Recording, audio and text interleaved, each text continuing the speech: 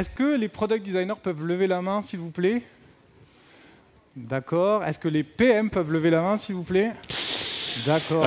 Ça fait beaucoup de tomates qu'on va se recevoir, je pense. Pour être totalement honnête avec vous, le sujet d'aujourd'hui, c'est pas moi qui l'ai choisi. Quand on fait... En fait, dans l'organisation, toutes les personnes qui font les conversations proposent des sujets, et c'est une personne qui fait du product management qui l'a proposé et qui a dit en fait, il n'y a qu'un designer qui peut traiter de ce sujet-là. Et je suis le seul designer dans l'équipe, donc du coup, il fallait le traiter. Donc voilà. Je me présente, je m'appelle Gauthier Zimmermann. J'ai été PM pendant quelques années avant de devenir product designer. Et assez ironiquement, depuis quelques temps, je suis responsable design et produit de Malo. Je suis également le présentateur du podcast Design Journeys, où je parle une semaine sur deux avec des designers de leur parcours et du travail qu'ils font. Aujourd'hui, j'ai le plaisir de recevoir deux personnes qui ont été dans ce podcast, Félix et Julien. Et j'ai le plaisir aussi de recevoir Virginie. Donc Virginie, je vais commencer par toi. Tu es lead product designer chez Tiga. Tu as travaillé pour Aramis Auto, Sologer, Decathlon. Tu es actuellement en mission dans le groupe Accor. Tu es passé aussi par Yves Rocher et Mobistar, et tu es ici aujourd'hui parce que tu as écrit pas mal d'articles et tu as beaucoup réfléchi autour du rôle de product designer et de comment ça se passe aujourd'hui. Félix, tu es VP Design de Lydia, qui s'appelle maintenant Sumeria, depuis quelques heures. Ça fait 9 ans et demi que tu es dans la boîte. Tu es arrivé en tant que designer junior et tu as monté tous les échelons. Tu es même passé un petit moment en tant que product manager dans la boîte. Et aujourd'hui, on va parler avec toi parce que la singularité de Lydia, c'est qu'il n'y a pas de product manager, mais il y a, comme tu me l'as dit, probablement des gens qui font du product management. Julien, tu es cofondateur de The Design Crew. Avant ça, tu as travaillé pendant 4 ans chez Itch en tant que senior product designer et head of product design. Avant ça, tu étais chez Blablacar, où tu as voulu entrer comme PM et en fait, tu es devenu UX designer. Tu as monté ta boîte aussi avant, et toi, tu es là parce que je sais que tu adores parler du sujet PM product designer. Donc vous l'aurez bien compris, pour parler de product management, il n'y aura que des product designers aujourd'hui. Super. En régie, est-ce que vous pouvez mettre le petit écran, s'il vous plaît, pendant qu'il y a le changement qui se fait. J'aurais pu vous dire que cette conversation aurait pu commencer par l'interview de Brian Chesky, le CEO d'Airbnb, qui l'an dernier avait dit pendant la Figma Config qu'il n'y avait plus de PM chez eux, mais ça aurait été un peu vous mentir. C'est plus un constat personnel. Donc aujourd'hui, je ne sais pas si vous le voyez bien dans la salle, mais en gros, on est un peu parti de ce sujet où, côté PM, il y a beaucoup de choses qui sont autour du backlog management, du product market fit, de la discovery un petit peu, et côté designer, c'est plus de l'interaction, du design, des tests utilisateurs, avec entre les deux de la user research. Et mon constat, c'est que, si en régie, vous pouvez appuyer sur le bouton, c'est qu'aujourd'hui, j'ai un peu l'impression que les product designers grappillent un petit peu de place du côté des PM. Et aujourd'hui, on est là pour en discuter, pour savoir comment ça se passe. Est-ce que les product designers rentrent un peu plus de plus en plus dans l'analyse qualitative et quantitative, dans le business, et rongent un petit peu sur le rôle du PM. Et pour commencer, en régie, vous pouvez remettre l'autre encart si vous voulez. Pour commencer, Félix, est-ce que tu peux nous expliquer un peu comment ça se passe chez Lydia, puisque vous n'avez pas du tout de PM? Ok, avec plaisir. Déjà, bonjour à toutes et à tous. Donc moi, pour donner un peu de contexte, Lydia, c'est quand même une boîte qui a 13 ans. Et moi, donc, j'étais un des premiers recrutements côté product design il y a 10 ans. Et donc, on va discuter ici, on va parler quand même d'expérience. C'est pas un système qu'on sort du chapeau. C'est pas par conviction. Tu disais, il n'y a pas de product manager. C'est vraiment par expérience. On a passé par beaucoup de systèmes. Et donc, c'est une boîte aussi très produit, Lydia. C'est cofondé par quelqu'un qui est du produit. Comme je disais, j'étais un des premiers recrutements en product design. Et donc, ça en dit long aussi sur notre appétence justement au produit. Et donc, chez nous, il n'y a pas de product manager, si on la fait courte, mais il y a du product management, évidemment. Et donc, ce qu'on fait aujourd'hui, c'est que le product management, il est réparti sur différents rôles, différentes personnes. Et donc, si on prend par exemple le product designer, aujourd'hui, il va endosser des responsabilités du product management. Je peux donner des exemples, mais ça vient particulièrement du fait que le product designer, aujourd'hui, il a le rôle à évoluer. On a de plus en plus d'outils qui sont vachement avancés, vachement simplifiés. On a le design system qui fait qu'on passe beaucoup moins de temps sur la conception, sur l'UI. Moi, je me souviens qu'il y a 5, 6, 7 ans, je passais 4 jours sur 5 sur Photoshop à faire les maquettes, et donc j'avais forcément pas le temps de creuser d'autres sujets. Aujourd'hui, c'est 10% de notre travail, je dirais, l'UI, et on a des outils comme Amplitude qui font que, en fait, on prend en main plein de choses de façon autonome pour capter des choses. Et donc, moi, mes équipes de product design, je les pousse à aller sur tous ces terrains-là, stratégiques et ça. Et ce qui fait que le product designer, typiquement, va endosser les rôles, certains rôles, notamment ceux-là, aussi la partie spécification front-end, tout ce qui est règles, les rédactions des Jira, c'est nous qui faisons ça. Et après, il y a plein d'autres rôles qui vont aussi servir qui vont faire du product management, typiquement le squad leader. Qui, lui, tu peux un peu expliquer justement comment... le squad manager, voilà, c'est quelqu'un qui mène la troupe, qui manage du coup tous les rôles au sein de la verticale. Et cette personne-là va exposer des roadmaps pour chaque quarter, la stratégie, et donc elle est investie à fond là-dedans. Elle met à contribution toutes les équipes, bien sûr, toutes les personnes de la squad, mais c'est elle qui travaille là-dessus. Elle travaille aussi sur la delivery.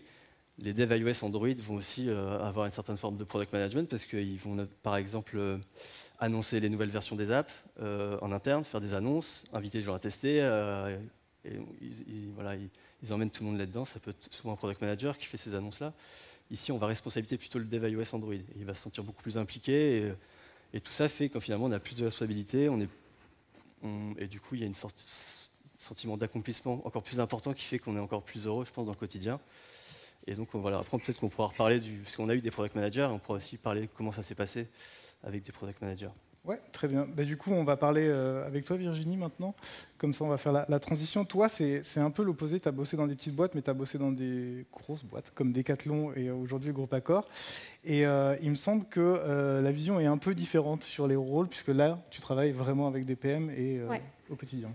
Ouais. Est-ce que tu peux m'expliquer un peu comment ça se passe et d'où ça vient, et si peut-être un jour, le modèle de Lydia pourrait s'appliquer, par exemple, à ces grands groupes? Pourquoi pas, tout est possible en soi. Mais oui, effectivement, c'est assez différent. Moi, je pars plus du principe qu'en tout cas, dans un grand groupe, on va avoir besoin du PM. Le rôle du PM est indispensable. Il y a plusieurs raisons à ça. La première, c'est que déjà, à proprement parler, la place du design n'est pas établie du tout. La deuxième, c'est que la place du produit et sa maturité, c'est un work in progress aussi. Et du coup, ça m'amène aussi à penser que pour ces raisons-là, les designers aujourd'hui n'ont pas intérêt en fait à prendre des rôles de PM. Si j'explique un petit peu plus les choses, le design, il a été internalisé très récemment. C'était plutôt des agences en fait qui s'occupaient de ces tâches-là auparavant. Il y a aussi, dans la plupart des grands groupes, il n'y a pas vraiment un ADN où en fait le design était là dès le départ. Par exemple, vous, je pense que c'était un peu différent. Le design était déjà très important à la base, là où dans la plupart des grands groupes, c'est pas forcément le cas, en fait, tout simplement. Ce qui fait que la conséquence en fait de ça, c'est que pour exister pour le product design, en fait, pour exister en dehors de la production, c'est un petit peu plus compliqué, et avoir de l'impact sur les décisions stratégiques aussi, on n'y est pas encore. Voilà. Au niveau du product management vraiment en lui-même, donc comme je disais, c'est en transformation. Il y a eu d'abord la transformation agile et puis maintenant la transformation produit. Ce qui fait qu'aussi on a eu beaucoup de transpositions de postes, pas tout le temps, mais quand même souvent. On a des project managers qui sont devenus en fait des PM. Et on évolue aussi dans un contexte et dans un environnement qui est très différent. C'est absolument pas by the book comme ce que par exemple Marty Kagan pourrait proposer en termes de rôle. C'est des rôles qui sont très évolutifs, mais souvent c'est avant tout un rôle de chef d'orchestre quand on est PM. Et quand je dis ça, c'est pas péjoratif du tout, parce qu'il faut bien se dire que ça reste un rôle très central, étant donné qu'on est dans une organisation qui va être la plupart du temps très très grande, avec beaucoup de teams interdisciplinaires, beaucoup de parties prenantes. Et ça va demander en fait énormément de travail, de synchronisation, notamment pour les PM, d'alignement, ce genre de choses. C'est obtenir le consensus de la vision produit. Ça va être également faire tampon entre justement toutes les parties prenantes qui peuvent avoir des demandes ou des besoins et les équipes de doueurs, les équipes produits. C'est aussi faire de l'évangélisation produit à proprement parler et du change. Et pour toutes ces raisons-là, on voit qu'en fait, c'est un rôle qui est très politique, qui demande en fait pas mal d'influence. Et aujourd'hui, les designers que je vois, en tout cas dans ces entreprises-là, et par en fait la structure de ces entreprises, font que, en plus de leur charge, je dirais quotidienne, ne peuvent pas en fait prendre et endosser en fait ces rôles-là. Ils n'ont tout simplement pas cette influence non plus. En plus, je pense que ce qu'on peut se dire aussi, c'est que s'ils prenaient ça en plus, moi j'aurais peur que ça défocalise, qu'il y ait un défocus en fait par rapport à ce que les designers sont censés faire aujourd'hui, c'est-à-dire là où ils apportent de la valeur, c'est quand même créer des produits avec une très bonne expérience, justement pour régler des problèmes utilisateurs.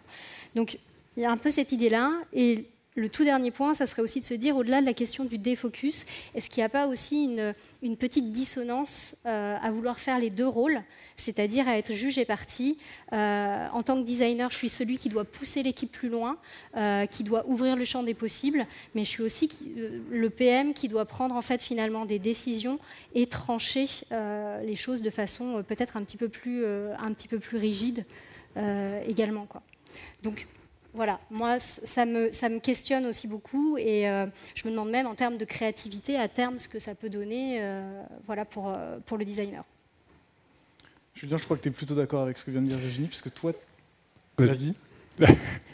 Yes, tu disais deux trucs. Alors bonjour déjà tout le monde, merci d'assister à cette discussion sur l'avenir de ce métier-là. Tu disais deux trucs qui m'ont interpellé et qui font pas mal écho à ce que j'ai observé de mon côté. Le premier truc, c'est la place du design dans ces grands groupes, où en fait, dans des organisations qui se créent, on a l'opportunité de créer une orga produit à partir du design, à partir de designers. C'est un truc qu'a fait Alan, par exemple. Ils ont eu plusieurs product designers avant d'avoir même leur premier product manager. Et c'était des gens qui s'occupaient, qui endossaient toute la fonction produit finalement. Chose qui a changé un peu plus tard. Mais quand on a un produit dont la proposition de valeur, c'est de rendre quelque chose qui est compliqué simple, je pense que c'est pas déconnant d'avoir des designers à ce rôle-là qui endossent toute la casquette produit finalement. Et l'autre truc que tu disais, c'était sur le côté être juge et partie en même temps. Je pense que c'est aussi vrai sur le côté... pour caricaturer, je pense qu'il y a des types de personnes qui sont bons à converger, à prendre des décisions et avancer, et il y en a d'autres qui sont bonnes à explorer, imaginer des choses, quoi. Et souvent, ce n'est pas les mêmes personnes. Et si on caricature encore plus, souvent, les gens qui explorent bien, c'est des designers, et les gens qui prennent des décisions et qui sont capables d'avancer, ça va être les product managers. Il se trouve que de temps en temps, on peut trouver des gens qui sont à l'aise avec les deux rôles et qui vont pouvoir endosser à la fois le côté je vais explorer des choses, des solutions qui sont créatives et essayer de trouver vraiment, de casser la tête sur trouver la meilleure solution au problème qu'on m'a confronté. Et à la fois me dire à un moment je vais avancer et pour le bien du projet, commencer à prendre des décisions et faire rouler le projet, quoi. Ça dépend aussi beaucoup de la seniorité du designer en question. Ouais. Moi, j'ai été junior et pendant un petit moment, j'ai travaillé avec un product manager et j'ai beaucoup appris. Et donc, je souhaite à tout product designer junior, même intermédiaire, de travailler en duo avec un product manager suffisamment de temps, parce que on tire beaucoup de choses. Et derrière, forcément, ça nous pousse à aller sur d'autres terrains, d'explorer d'autres choses et de gagner en responsabilité. Mais ce qui m'amène à une question pour vous trois, en fait, c'est que j'ai l'impression que pendant très longtemps, il y a eu une sorte de mise à dos entre les PM et les designers, où d'un côté, le designer est la voix de l'utilisateur, là où le PM est la voix du business. Et pour moi, c'est inconcevable, en fait, de justement concevoir en n'ayant qu'une des deux phases de ce prisme-là. Et j'en viens à me poser la question de est-ce que c'est du coup au designer de monter sur le business, est-ce que c'est au PM de monter sur la partie user et de l'infuser au designer. En fait, quel est votre point de vue là-dessus? Parce que c'est là où en fait il y a une véritable porosité et une nécessité de... J'ai l'impression que c'est aux deux, quoi. Tu vois, genre, le PM doit aller, évidemment... et puis, c'est pour ça que la discovery et toute la recherche utilisateur, il y a beaucoup de discussions aussi sur à qui c'est la responsabilité, au PM ou au designer. Et selon les boîtes, selon les binômes même, au sein d'une boîte, ça peut changer, ça peut varier. Et bien sûr que... de l'autre côté, le designer doit s'intéresser aux aspects business aussi, parce que tu dois concevoir quand même quelque chose qui répond aux besoins de tes utilisateurs, mais qui va faire survivre ta boîte et faire grossir ta boîte. Donc les deux doivent s'intéresser à ces deux aspects-là. Ouais, Je pense ouais, que c'est c'est clair. important, quoi. Pour moi, il n'y a pas de sujet là-dessus, quoi. Le côté business, c'est notre quotidien, même product designer. Je pense que la rivalité, elle vient plus de certains des égos qu'il peut y avoir, Et du de coup, vouloir avoir le dernier mot, de qui décide. Je pense qu'il y a plus ça que tu veux sous-entendre. ouais, et du coup, je pousse le curseur et je me fais l'avocat du diable. Du coup, c'est de se dire, à partir du moment où le designer a cet aspect business, est-ce que le rôle du PM est encore en dehors de faire chef d'orchestre? Tu vois, par exemple, vous n'avez pas de PM parce que c'est un squad manager. Et je sais que chez Lydia, tu t'en as pas parlé, mais le squad manager est le manager de toutes les personnes de la squad. C'est pas Ouais, que un chef manager d'orchestre. direct, ouais. Et donc, du coup, j'ai l'impression que le rôle est totalement différent. Est-ce que c'est pour ça aussi que le rôle de PM n'a pas marché chez vous ou... Mais déjà, le côté business, ça veut pas dire qu'on en est conscience en tant que product designer et on est sensible qu'on peut le driver de A à Z. C'est-à-dire qu'on doit juste l'avoir toujours dans un coin de la tête quand on conçoit une interface, quand on conçoit un flow. On doit toujours penser l'impact que ça peut avoir financièrement sur l'entreprise. Si on a une grande majorité qui drop à ce moment-là, alors que la feature, on a mis 2 semaines à la développer, ça va coûter une fortune. Donc l'aspect business, il est aussi là-dessus, sur le coût de développement, l'impact que peut avoir un peu une lubie sur un détail UI, UX. Voilà, prendre le recul et pas le faire, c'est un peu de ça aussi le business. Pas forcément que chiffrer en termes de rentabilité d'une fonctionnalité ou disons le revenu, quoi. Et donc voilà, je voulais juste préciser ça par rapport au côté business qui est hyper important pour le designer. Et du coup, après, tu rebondissais sur... Je rebondissais sur le rôle de squad manager, du coup, qui est une Ouais. sorte de PM manager chez vous. Ouais. Mais, Il manage les gens, en fait, donc il y a beaucoup d'humains, alors qu'un product manager, je me trompe peut-être, mais il ne manage pas directement les gens. Et il y a ça aussi, cette ambiguïté dans le nom du title du product manager, qui est souvent associé, alors que finalement c'est un co-ownership avec le product designer.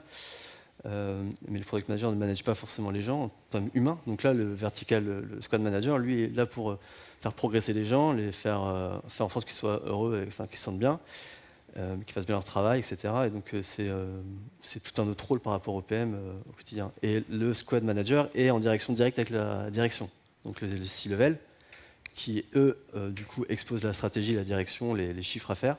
Et après, le squad manager va les présenter de façon façon créative avec l'équipe pour voir ce qu'on fait sur ce quarter-là. et du coup, C'est pas elle qui drive la stratégie non plus. Ouais. Et du coup, est-ce que tu peux nous donner un peu le recul que vous avez eu avec les rôles de PM qui sont venus chez vous et comment ça s'est passé? C'est un peu compliqué parce qu'on a en effet eu des product managers, mais en fait il y a souvent cette question de job title en fait où les gens tiennent beaucoup à product manager. Et donc à un moment on s'est dit, nous on n'est vraiment pas attaché au job title chez Lydia, c'est-à-dire que tu peux avoir une personne, son rôle, son titre ne évolue pas, il n'y a pas de problème. Ça ne veut pas dire que ses responsabilités ne changent pas, son salaire ne change pas, mais voilà, on n'est pas non plus, et donc on n'est pas attaché à ça, et donc on a eu des product managers, même si on n'avait pas de job desk qui s'appelait product manager, et en fait, du coup, il y avait ce côté un peu ambigu de qu'est-ce que le rôle product manager. Du coup, on a eu des product managers qui venaient, et il y a eu souvent des conflits entre les attentes, et ça s'est souvent terminé par des frictions un peu des deux côtés, ou plutôt des déceptions, quoi, parce que la personne pensait aller faire ça, et nous on pensait qu'elle allait faire ça, etc. Donc c'est plus ça qui n'a pas trop marché. Donc c'est pour ça que le fait de dispatcher sur différentes personnes, c'est beaucoup plus simple en fait, forcément. Mais nous on aurait aimé que ça marche en fait, avoir un product manager, et je pense qu'on a pris trop de personnes juniors ou intermédiaires qui pensaient aussi, j'ai l'impression qu'il y a une mode sur le product management. On dirait que c'est un métier cool, c'est en effet faire des apps, des sites, ça a l'air trop bien sur le papier. Mais pour moi, c'est hyper compliqué, c'est un des métiers les plus compliqués, c'est pour ça que je le fais pas non plus. Mais je trouve ça hyper intéressant, mais ça n'a pas marché. Ça marche pas parce que je pense qu'il y a aussi une vision erronée du métier souvent. Et donc on arrive, on fait ça, mais en fait on a attendu sur autre chose, des choses bien plus compliquées. Toi, Virginie, dans les boîtes où tu es, du coup, il y a des PM qui s'occupent du taf que ne veut pas faire Félix. Mais ça pose une autre question, parce que tu le disais, de passer de la méthode agile à une méthode produit. Mais finalement, à quel moment les designers ont un rôle à la table chez vous? Parce que les PM en ont un, c'est le principe du produit. Les designers, j'ai l'impression, sont plus là pour, excuse-moi le terme, mais cracher de la maquette. Comme je disais, encore dans pas mal, je pense, de grandes entreprises, le rôle, il est vu comme ça. C'est-à-dire que c'est de la production, mais on commence quand même maintenant à avoir deux grandes équipes. On commence à comprendre en fait l'intérêt d'avoir des designers, et notamment, ça me fait penser à certains de mes collègues chez Accor qui sont PM, qui n'envisagent même pas de penser à une vision produit sans leur designer. C'est-à-dire, on va travailler sur la vision, évidemment, le designer sera là, il va donner vie à ça, il va travailler sur ça avec nous, quoi. Donc, en ça, on a une place qui est mouvante, qui grandit, je pense, de plus en plus, cela étant, tout simplement. En annonçant le sujet du talk, j'ai réalisé qu'il y avait en fait beaucoup de gens, beaucoup de designers qui déclaraient préférer ou vouloir devenir PM, alors que je m'attendais plutôt à l'inverse, mais ça c'est un biais de ma part. Julien, toi, comment tu expliques cette volonté en fait de passer en fait de designer à PM? Il y a deux trucs, je pense. Il y a le premier, c'est la connotation que le mot design va avoir auprès de soit des C-level, soit des entrepreneurs, où en fait on va avoir justement ce biais ou cette définition de designer qui va cracher du mock-up, faire des interfaces, etc. Et c'est une volonté sûrement d'avoir plus d'impact de ce point de vue-là, quoi. Et deuxièmement, c'est justement essayer de se rapprocher de ce scope un peu complet. Tu vois, alors, on en rigolait tout à l'heure, on disait finalement qu'est-ce qu'un product manager si ce n'est un product designer qui ne sait pas utiliser Figma. Je venais en paix et en fait d'un coup là je viens de me retourner une salle contre moi. Mais en gros, tu vois, tu as les compétences de pouvoir matérialiser des solutions. Maintenant, si tu as la volonté d'avoir de l'impact et de remonter la chaîne, essayer d'aller identifier les problèmes et de les prioriser, etc., tu vas côté rôle product designer. Tu vois. Et je pense que c'est sûrement un biais du marché qui voit les product designers comme étant honneur de la solution uniquement, alors que le double diamant, c'est un design process finalement. Dans le mot design process, il y a le mot design. Et peut-être que c'est ça justement la raison qui font qu'ils switchent de l'un à l'autre. Je ne sais pas si ça répond vraiment à ta question. Pour ceux qui étaient dans la salle du podcast ce matin, on a parlé d'IA, et je sais que Virginie, c'était un sujet aussi que tu avais abordé pendant qu'on en parlait, c'est aussi la place du designer avec l'IA qui va arriver et qui risque qui va chambouler nos métiers, et de trouver la place du designer dans ce rôle PM designer. Aujourd'hui, c'est quoi ton point de vue là-dessus et l'anticipation que tu... Déjà, juste si je complète par rapport à ce que Julien disait avant de parler de l'IA, c'est beaucoup une question de collaboration en fait au final. Je sais qu'on en revient toujours à ça, mais c'est super important de se poser la question de savoir si on veut devenir PM, c'est une chose, parce que peut-être que c'est le cas, et c'est très bien, mais souvent c'est plus par frustration, parce qu'on n'arrive justement pas à pousser les idées qu'on veut pousser ou avoir l'influence qu'on veut avoir, quoi, tout simplement. Mais la collaboration en fait avec le PM là-dedans, elle est clé, puisque c'est à deux, on va pouvoir beaucoup plus facilement, c'est logique, pousser des idées et avoir beaucoup plus d'impact. Ça, c'est le premier truc. Il y a un côté ping-pong intellectuel aussi que tu fais, tu vois. 1 plus 1, en vrai, ça fait plus que 2, tu vois, quand tu as des idées que tu essayes de construire, de co-construire et de builder par-dessus, tes idées, elles sont souvent meilleures que juste 2 personnes individuellement, quoi. Exactement, carrément. Alors, du coup, avant qu'on parle d'IA, Félix, vu que vous n'avez pas de PM, comment vous pouvez... c'est avec les autres personnes. Justement, nous, on est tous au recrutement, déjà, on est très sensible à l'appétence produit. On fait une app consumer, donc c'est très important que les gens qui viennent travailler chez nous soient sensibles aux produits. Parce qu'au quotidien, on le vit, on reçoit des messages tous les jours. Parfois, ça ne marche pas, parfois, c'est trop bien. On en reçoit tous les jours. Et donc, c'est important d'être sensible et d'avoir à cœur de se sentir impliqué là-dedans. Et donc, ces personnes-là, pour moi, c'est les devs iOS, les devs Android, qui sont hyper orientés produits, qui sont très pragmatiques. Et c'est avec eux que j'ai je trouve les meilleurs compromis, en fait, quand je fais une solution. Ça ne marche jamais du premier coup. Soit ça coûte trop cher, soit c'est pas efficace. Et du coup, avec les développeurs, et puis comme ils sont très investis, ils apportent aussi plein d'idées. Donc il y a eux, il y a aussi donc, les autres product designers de l'équipe, mine de rien, avec qui tu peux faire aussi ce ping-pong là. On prend du recul. Et bien sûr la direction, quoi, la partie CPO qui a beaucoup d'expérience. Donc en fait, en 5 minutes, tu as trouvé la solution, ou en tout cas, tu as trouvé un compromis. Donc on n'est pas solo, quoi. Puis il y a comité extérieur aussi, où on peut parler. Quand même. Pardon. Je parle avec des PM, mon petit frère avec le product manager. Ouais. Je parle avec lui, du coup. Et du coup, Virginie, pardon, je t'ai coupé sur la suite. Du coup, j'avais pas encore répondu, effectivement, j'ai détourné la question. Mais oui, l'IA, c'est vrai qu'on l'avait évoqué parce que c'est un peu le game changer aujourd'hui. On ne sait pas trop. On l'évoquait encore finalement ce matin sur le talk avec Tristan et Sébastien que j'ai suivi. Et en fait, on ne sait pas vraiment où ça nous mène. Cela étant dit, ça fait déjà un certain nombre d'années que le design s'industrialise, pas simplement avec l'IA, mais aussi avec les design systems, etc. Tu l'évoquais d'ailleurs aussi tout à l'heure, on a de plus en plus de temps pour autre chose, en fait, finalement.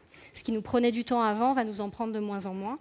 Et du coup, ça va forcément, à la fois pour les designers et à la fois pour les PM, apporter en fait un flou supplémentaire.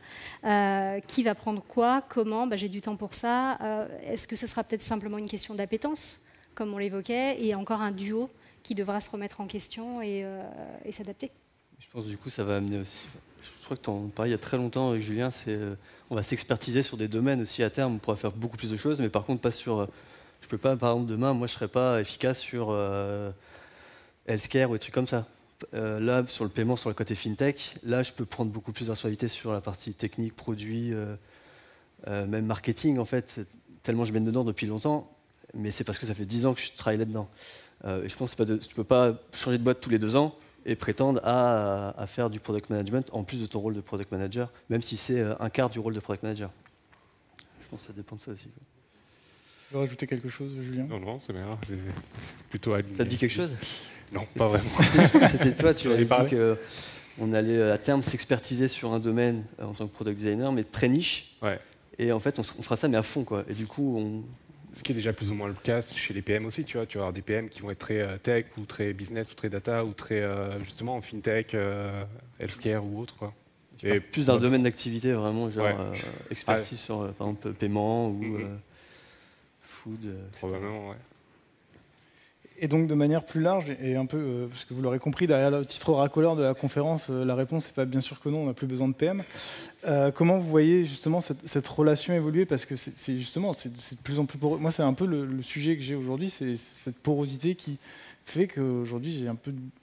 On va revenir sur ce que tu disais, mais j'ai plus ou moins l'impression qu'aujourd'hui, comme les designers maîtrisent Figma et grappillent de plus en plus de choses à côté, la porosité est de plus en plus poreuse, et c'est cette relation qui me questionne de plus en plus. Il y a un peu l'adage de, on l'a dit tout à l'heure, le PM qui own le problème et le designer qui own la solution. Je pense qu'en réalité, c'est plus fluide que ça. Et en fonction des appétences de chacun, du niveau de seniorité, on en a parlé tout à l'heure, de ton binôme, ça peut changer d'une équipe à l'autre, d'une boîte à l'autre, etc. Et faut être dans l'entraide et tu vois, genre, pas forcément voir les designers qui viennent grappiller la research, si c'est les PM qui le font, d'un mauvais œil. Au contraire, on va vous retirer de la charge de travail, donc ça va vous faciliter la vie. Et inversement, quoi, si tu as un PM qui vient et dit tiens, on va faire de l'idéation, j'ai pensé à ça, etc. Pas être sur la défensive, mais dans la construction de tiens, je t'évite du travail, quoi. Donc c'est plutôt positif pour toi. Donc il y a un intérêt, on en parlait, sur le binôme, sur le fait de pouvoir se répondre et faire du ping-pong et tout ça, que ça soit 2 personnes avec un titre comme designer, c'est OK. Si c'est 2 PM, c'est OK aussi, je pense. S'il y a du Figma derrière en fond, quoi. Mais globalement, c'est ça. Je pense que le binôme produit, peu importe qui y a à l'intérieur, en termes de job title, c'est ce qui prime aujourd'hui et ce qui est efficace, en tout cas, de ce que je vois. Est-ce que Félix ou... Ouais, moi je pense que moi j'y crois beaucoup. En tout cas, je suis passé par là, j'ai bossé avec Product Manager et c'était que du plaisir. Tant qu'il n'y a pas d'ego, il y a de l'humilité, on ne cherche pas les crédits, on ne cherche pas à avoir qu'on avance dans le même sens, et en fait, tout se passe bien, quoi. C'est juste que des bonnes intentions, des bonnes volontés, le travail acharné sur faire la meilleure expérience possible. Et en fait, peu importe le job title, on avance dans le même sens. Tout comme un dev iOS, Android, encore une fois, pour moi, qui sont autant responsables de la bonne expérience utilisateur d'une app. Il n'y a rien de pire qu'un glitch, qu'un crash, qu'un retour qui ne marche pas, un retour haptique qui manque. Et donc, on est tous responsables, ça ne peut que marcher, quoi. Ajouter, Virginie? Juste, oui, appuyer en fait, là-dessus, sur le côté, la responsabilité en fait, de chacun. Exactement ce que tu dis, on veut aller dans le même sens et chacun à sa façon on est responsable. Alors soit d'aller effectivement là où on veut, dans la direction déterminée, mais c'est aussi donner en fait, le plus possible dans ce dans quoi on est le meilleur. Ce qui peut être pour un designer effectivement l'idéation ou autre, ce qui peut être pour un PM aider à prioriser les choses, ce genre de choses, quoi. Ouais, quand je parle d'ego, c'est ça, c'est accepter si la personne est voilà. meilleure que toi Exactement. sur ce truc-là et juste pas chercher à vouloir le faire parce que tu as envie et de pouvoir le dire. C'est exactement ça. Donc ça, c'est un step et c'est encore une fois la seniorité aussi. Et derrière, c'est au leadership produit aussi de justement identifier ça et associer les personnes qui matchent bien et qui sont bien complémentaires en termes de compétences, quoi. Ouais. Super. Il nous reste 10 minutes pour des questions. Donc, s'il y a des gens qui ont des questions, vous pouvez lever la main. Et quelqu'un va vous apporter un micro. Ouais.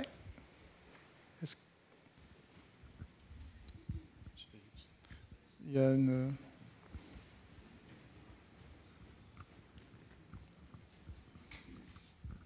Merci. Bonjour à tous, merci pour cette conférence. Ma question, c'est sur la priorisation. Un des rôles du PM, souvent, est sur la priorisation, idéalement de problèmes ou alors de solutions. Dans l'explication du PDG, du CEO de Airbnb, ce qu'il a expliqué, c'est qu'en fait, c'est lui qui faisait la priorisation, qu'il n'y avait plus de CPO, et que globalement, il faisait du cycle en V, avec des releases tous les 6 mois, et une revue par lui-même, qui est un ancien designer, de tout ce qui était fait par les teams. Donc moi, ma question, c'est par rapport à des organisations où vous connaissez, où il n'y a plus du coup ce buffer que peut être le PM politique, essayer de faire comprendre le produit, on en parlait tout à l'heure. Est-ce que vous considérez qu'en tant que designer, vous êtes plus impliqué dans la priorisation et que du coup, vous faites plus de choses qui ont du sens pour le produit ou pas? Voilà. Ou est-ce que c'est décidé par en haut et en fait vous êtes finalement exécutant encore plus avec les devs, mais plus capable d'expliquer et plus capable de comprendre ce que vous faites. Voilà. En gros, la priorisation, est-ce que vous faites vraiment des problèmes utiles et est-ce que finalement vous êtes content de comment ça se passe aujourd'hui? Voilà. Bah, chez nous, je commence. Si vous voulez. C'est vrai qu'il y a beaucoup de priorisation qui vient de la direction parce que eux, en fait, c'est leur rôle de voir beaucoup plus loin. Nous, quand même, on a beaucoup la tête dans le guidon, donc on a du mal à lever la tête souvent. Donc eux, ça vient souvent de là-haut, disons. Mais nous, ce que j'expliquais tout à l'heure, c'est que dans la verticale, tout le monde, il y a des sessions, en fait, on décide de qu'est-ce qu'on priorise. Voilà, on a tout ça, on voudrait faire tout ça, les clients, les utilisateurs voudraient tout ça. Qu'est-ce qu'on fait? Et donc le product designer, encore une fois, comme les restes des métiers dans la squad, vont proposer la bonne priorisation.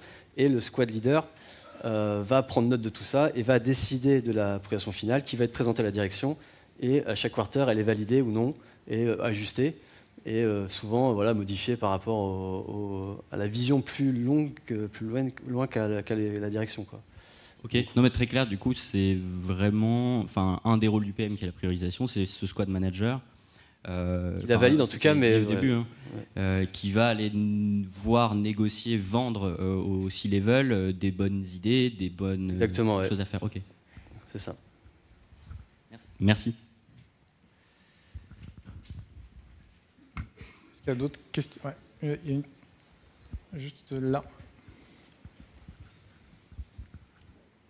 Bonjour à tous. Ma question elle était comment interagissent les product managers et product designers dans votre entreprise avec l'équipe de delivery? Est-ce qu'il y a des rituels ou est-ce que la personne est complètement intégrée avec l'équipe ou... Qui veut répondre? Moi, j'ai pas bien entendu. C'est en gros avec la squad. La delivery. Ouais. Qui se charge de délivrer les features qui ont été designées. En fait, quel est le rôle du product designer avec cette équipe-là ou... Je peux y aller si vous voulez. Parce que nous, on fait de la delivery aussi. Mais... En fait, c'est pour... dans quel cadre, en fait?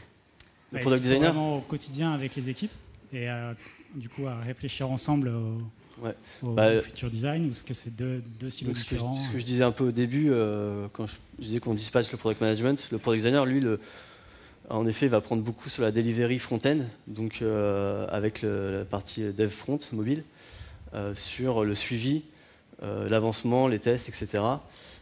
Et le squad leader dont je parlais tout à l'heure, qui valide la priorisation, elle a un gros background chef de projet en général et assure la delivery, le suivi, le bon déroulé des choses, que tout le monde manque de rien et qu'on respecte les délais. Et donc, encore une fois, on en revient à ce Squad Manager qui a une grosse allure de Product Manager, j'ai l'impression, à part le côté management en plus et tout ce qu'elle décharge auprès des autres équipes, quoi. Donc, ouais, ça se dispatche entre le Product Designer et le Squad Leader.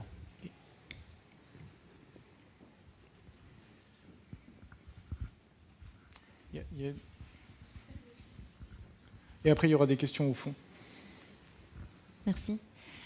Moi, j'ai une double question. Je triche un peu. Tout d'abord, c'est sur cette question du squad leader que j'ai du mal à comprendre. Donc son rôle, parce que si j'ai bien compris, il a une partie management, ce qui veut dire que pour certains métiers, il ne porte pas l'expertise. Il ne porte pas l'expertise du design, il ne porte pas l'expertise de la tech, mais il a quand même le management de toute la squad. Ouais. J'entends par là management humain, montée en compétences, formation, Exactement. etc.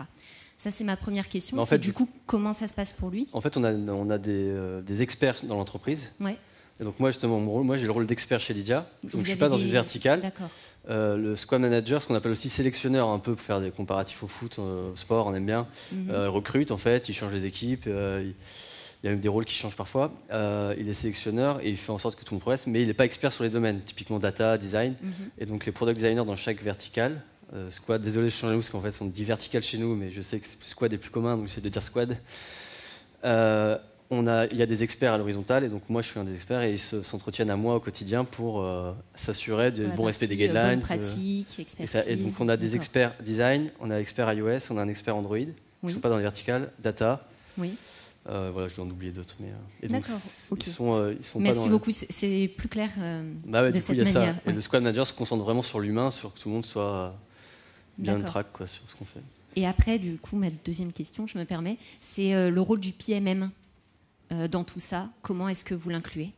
Merci. On ne fait pas trop de marketing.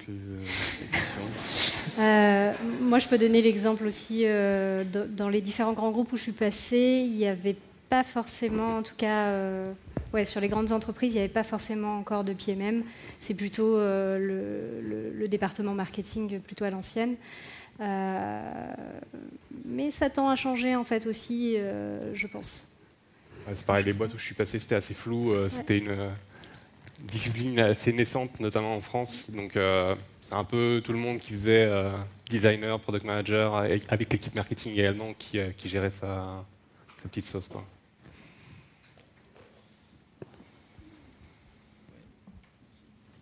Allô. Ouais, merci pour le talk. Tout à l'heure, vous parliez pas mal de responsabilités partagées, de postes qui sont de plus en plus hybrides. Et vous l'avez un peu évoqué avec le binôme. Est-ce que la solution, plutôt que de déterminer des scopes bien précis pour le product designer et le product manager, se trouverait pas dans le product trio, dont on parle aussi de plus en plus souvent, pardon. Du coup, quel est votre point de vue sur la question? Ouais, on avait orienté le talk sur un peu la dualité PM, product designer, mais évidemment, je pense que dans beaucoup de boîtes, c'est un trio avec un tech lead ou un engineering manager ou autre, quoi.